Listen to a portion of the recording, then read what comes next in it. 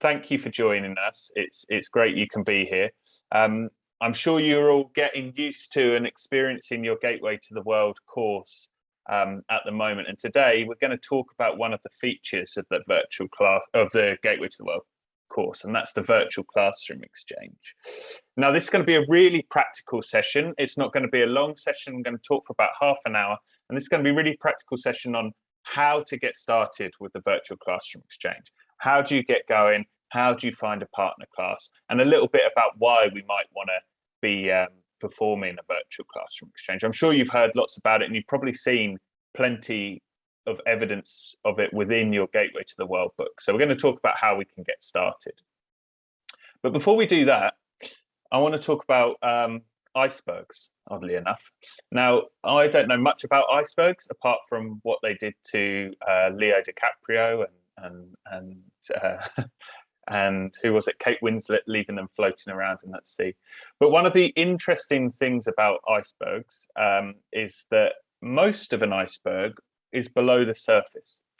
So there's only around 10% of an iceberg that you can actually see above the water, and 90% of it is below. And this is often used as a metaphor for how we talk about culture, our culture and other people's cultures. And the idea is that much like an iceberg, only 10% of our culture is visible, is really open and obvious for people to see. Things like our food, things like our clothing, dance, art, music. And as we were reeling off the countries that were in the chat, I had a list in my mind, probably because I haven't had any dinner, but I had a list in my mind of all the wonderful dishes from all of those countries that we've been listing this evening. But a lot of what we describe as culture, things like our language and our verbal and non-verbal communication, our attitudes and norms, our beliefs and values, and our relationships and the roles that we have in society, this is something referred to as deep culture, and it's abstract and it's not as visible. And often in teaching materials and things we look at, we're looking and very focused on that 10%, and we explore people's food and clothing, things like that, and it's very difficult to dive down into that 90%. The only real way to dive into that 90% is through communication and really talking and exploring and giving people the opportunity to explore their own cultures. So if you think about your own students, what sort of things would they say about their culture if they had the chance to share that with somebody else? So how can we help students to share those elements of their culture and learn and interact with people from another culture? And what sort of skills do they need to do that? So interacting with other students and people of our teenage students' age around the world can really help students develop things like skills like cross-cultural awareness and understanding. We can help them improve their intercultural communication, things like developing a positive and open-minded attitude, and improving their critical and creative thinking. All of these skills, I'm sure, are skills that you work on in the classroom, and skills that are fundamental for today's students to start developing, particularly as they look to go into adult life, the world of work, or further studies, whatever it may be that they wish to do. All of these skills are fundamental, and there's something we can really foster with a type of interaction or exchange with another culture. Now, these type of exchanges, they're not new to people. Some of you, when you were younger, and when I was certainly younger, will have done exchange programs. I went to France, to Lille for a week to live and study in Lille. But these type of exchanges, while really beneficial, are difficult to organize, and they're also restricted to students who socioeconomically can perform those types of exchanges. So one of the ways we can facilitate one of these exchanges and make it work for us as teachers and for our students is by doing it online and interacting with students online. It's something that they do between themselves, between their own culture, very regularly online. but not as often in the classroom. So this interacting online with others outside of their immediate community can strengthen learners' life skills, their critical and creative thinking, intercultural communication, and their collaboration. And it can help students identify and appreciate cultural differences, and maybe identify some of those, and quash perhaps some of those stereotypes held about cultures as they learn and exchange about theirs and other cultures.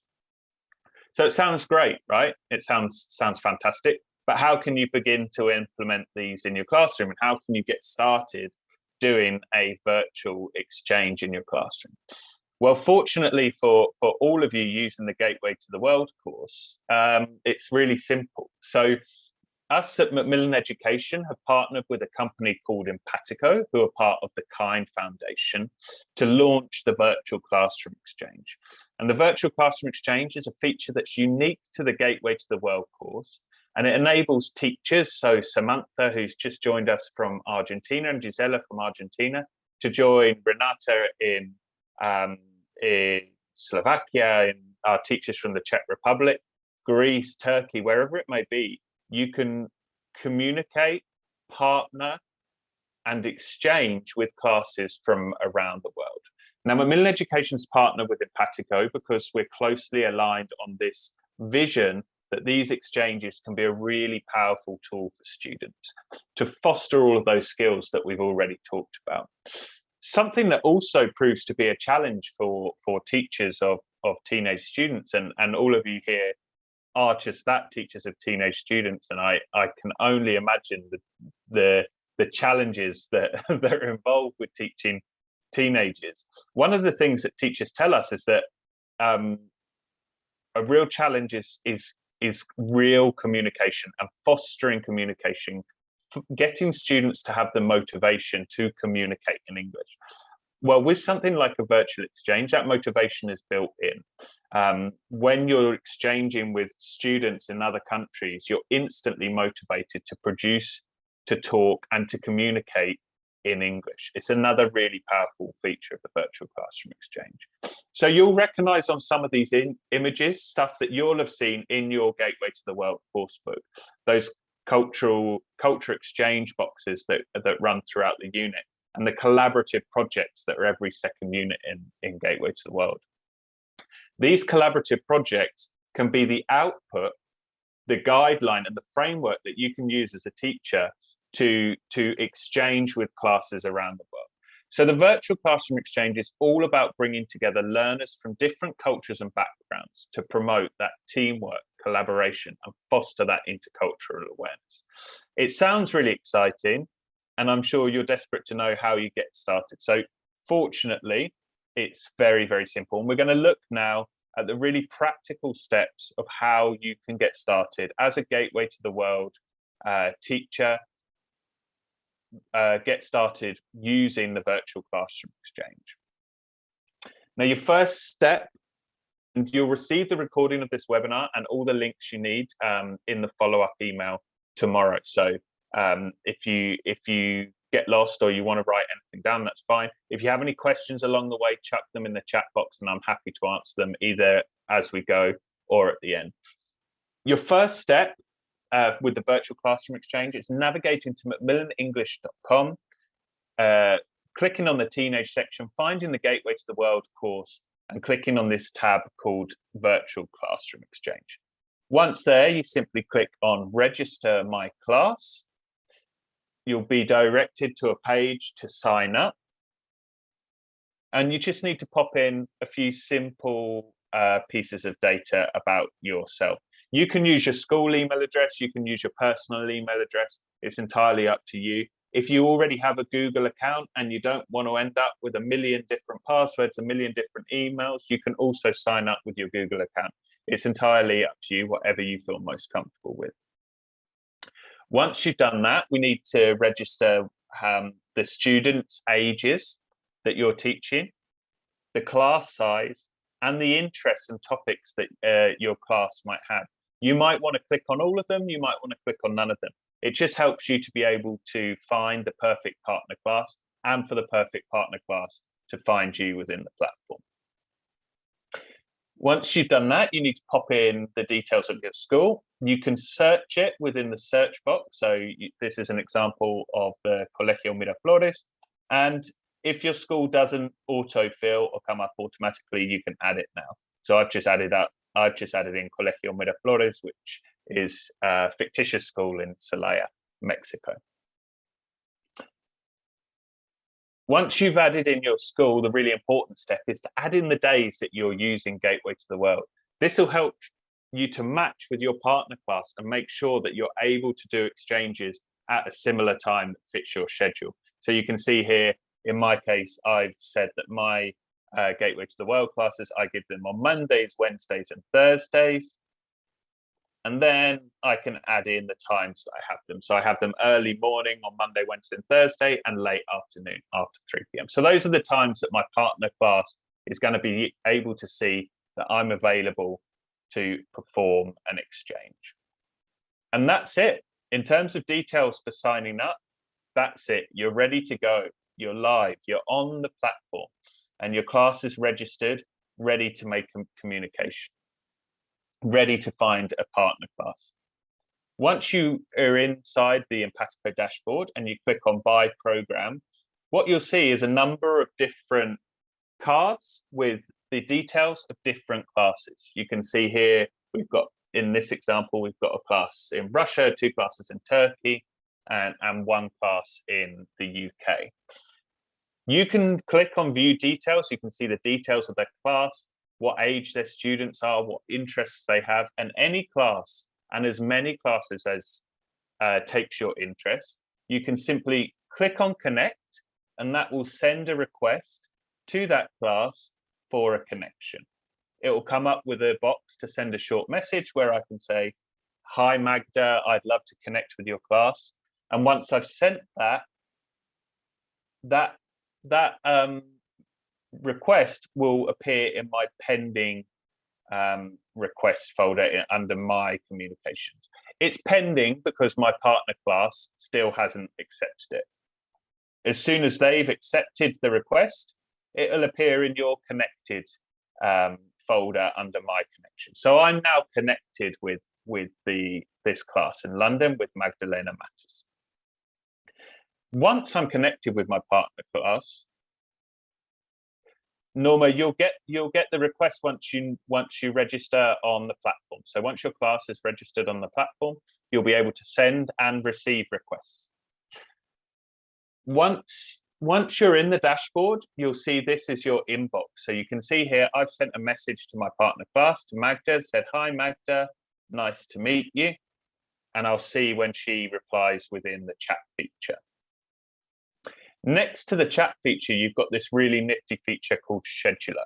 Now, this helps us to understand when our partner class has availability and when we have availability, and when we have shared availability. So you can see here with Magda, everything that's in blue is when she's available, and everything that's in purple is when we're both available. So I can see that between 10 and 12 on Wednesday is probably the best time to send Magda a request to perform a virtual exchange, because both of our classes are overlapping at that time. And it's important to point out that this accounts for different time zones. So there's no calculation needed on your part to decide in which time zone somebody else is in. If it appears at 10 a.m. for me, it's because my partner is available at that time. We schedule a meeting. So we can send an invite to schedule a meeting. This can either be a meeting to talk to your partner teacher prior to exchanging with your class to decide which project output you're going to do, how you're going to do it, how you're going to run the timings, that sort of thing. Or it can be that you've agreed all of those elements over chat beforehand, and this is the invite to the real exchange. You can use Empatico Zoom, which is Empatico's built-in video conferencing tool. However, lots of you will already be using Google Meet, Zoom, Microsoft Teams, so you can set up a link through those existing platforms. That's particularly helpful if in our schools we're already using one of these platforms and we don't want to be asking anyone to start downloading using a different software. Sometimes on school computers, it's difficult to install any different type of software. So we can use one of these existing video conference tools. Once we've done that, that meeting will appear as pending in our schedule until our partner class accepts that meeting, where it will appear as confirmed in dark blue, and you'll be able to access all the details of the meeting. So you can see here, I can grab the link, I can copy the meeting details to share them, maybe by email with another teacher in the faculty, or I can add them to my personal calendar or your work calendar. We know that the availability of our class might change from month to month, term to term, year to year. You can always adjust this in settings. So if, for example, my Gateway to the World class no longer happens on a Monday and it moves to Friday, I can simply click on the Edit Settings button in the top right-hand corner of my dashboard and change my availability. I can also cancel any connections that I don't want anymore. Maybe I've already connected with my partner teacher. Maybe I messaged them and I didn't receive a response. You can cancel that connection. There's no limit to the number of connections you can have. You can have 1, 2, 5, 10, it doesn't matter. And to answer your question, Aya, you can have an exchange every day if your partner teacher wants to have an exchange, or you can do them once a year. It really is up to you, up to your partner teacher. You're in complete control. Along the way, you don't have to be checking back into the platform all the time to see whether somebody's replied, whether you have a new connection. You'll receive email updates to the email that you use to register. So it's important you use an email that you check often, whether that's your work email or your personal email. You'll receive updates via email of new messages, new connections, and reminders for any scheduled meetings you have. And that's it. You're ready to explore the world with your class. You're ready to foster those connections, find those connections, and go and find classes around the world to perform these cultural exchanges with and really foster that communication with your students. There's a lot of material within the book that will help you and give you a framework of what sort of activities you could be doing. The projects and the project outputs are designed specifically to be used with this type of exchange.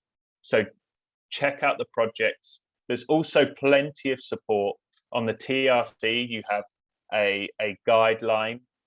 It's around 20 pages of a guide of how you can do these virtual classroom exchanges, how to use the projects. In the teacher's books, there's also guides on how to use the projects for these virtual classroom exchanges. Within your teacher's app, you'll see now there's a link to register for the virtual classroom exchange. And if you run into any problems at any point, you can email support@empatico.org and you'll have an answer really quickly to any technical issue you might have. This virtual classroom exchange is a really powerful tool for developing and fostering those skills and those elements of communication, intercultural awareness that we talked about at the start. And I really hope that you'll be able to start using these with your students and be able to sign up for the platform. As I mentioned, tomorrow you'll receive an email with a recording of this session if you want to go back and check any of the details. You'll also receive the link where you can sign up for the platform, and you'll also receive the certificate for your attendance here this evening. I wanted to leave plenty of time to address any questions people might have. So please fire away, pop them in the chat. But first, let me address the ones on the Q&A. So Norma's asked, the platform will only let me schedule a meeting that has to be performed by Zoom, for example. You can schedule a meeting, Norma, that can be performed by Zoom, Microsoft Teams, Google Meet, or Empatico's own Zoom function. You get to choose. You're in control. And I answered that question about the frequency of the exchanges. You can do 1, you can do 2, you can do 300. You can do as many as you want, and you can find as many partner classes as you want. Maybe you want to find partner classes in three different countries over a year. that's up to you. The more people that are on the platform, the more options there are for you all to choose from and to match with. Hi, Ilkna. No problem, Maya. Any more questions? Are we all excited about signing up for the virtual classroom exchange, registering our class? Now's a good time as we come to the end of terms, maybe a good pre-Christmas activity. As classes begin to wind down, maybe you can find that first partner class, and maybe you can do that first gateway to the world collaborative project with your partner class. And I really think this is something that for students is going to be really really exciting.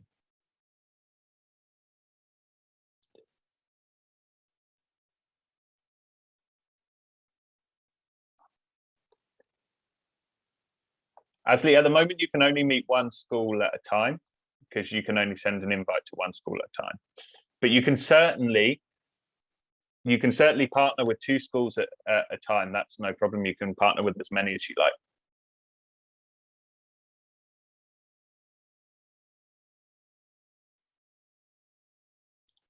Any more questions from anyone? So nice to speak to people from all over the world at the same time. What we're doing now is a very, very, very close experience to a virtual classroom exchange. Fortunately, in the virtual classroom exchange, we'd be able to see each other as well. So I think it's a great experience for students. I think it'll be really useful for them. So please explore, register your class, and start interacting. That's a really important question, Susan. The communication is teacher to teacher, so there's no student to student communication. The teacher moderates all of the communication. So you can perform an exchange from class to class, whether you're all sat in a class and the other class is sat in their classroom, or you can share the link to the Google Meet and students could join from their home if you were teaching on a remote basis. It's entirely up to you, but the communication between teachers is always teacher-led. There's no student-to-student communication. That's really important from a safeguarding point of view. Well, I look forward to seeing you on the platform tomorrow. No limit, Renata, only the limit that exists on Google Meet. So if your class is 10, 20, 30, 40, you're fine.